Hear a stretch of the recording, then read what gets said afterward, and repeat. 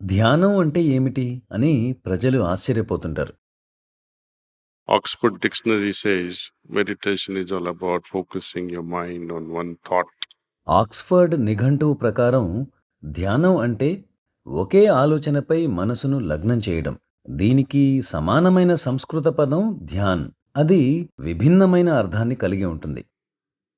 It has nothing to do with focusing your mind on a thought, but to transcend the mind itself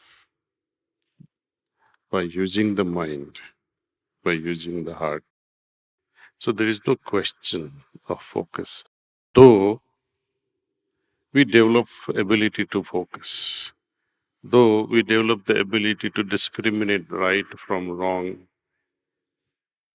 cause versus effect, what is moral, మంచి చెడుల విచక్షణ జ్ఞానాన్ని, కారణానికి ప్రభావానికి గల సంబంధాన్ని, ఏది చట్టపరంగా తప్పో, నైతికంగా ఒప్పో ఇలాంటివి జీవితంలో ఎన్నో సందర్భాలలో మనం చట్టపరంగా తప్పైనప్పటికీ నైతిక పరంగా అది ఖచ్చితంగా ఒప్పు అయి ఉండవచ్చు. అది అత్యుత్తమమైన చట్టం. మనం దీన్ని ముందుగా అనుసరించాలి. anyway, you should be able to follow the morality, though you may have to pay a price.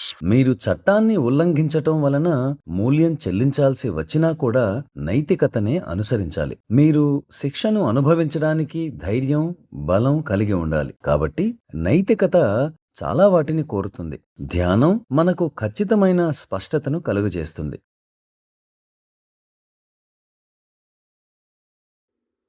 All law students, if they practice meditation, లా చదివే విద్యార్థులందరూ కనుక ధ్యానం చేసినట్లయితే వారి అంతర్దృష్టి అంటే సహజ జ్ఞానం ఆకాశమంతగా పెంపొందుతుంది. ఇంతకు ముందు నేను బుద్ధి యొక్క 5 స్థాయిల గురించి మాట్లాడటం జరిగింది. వీటిలో అత్యున్నతమైనది ఈ సహజ జ్ఞానం.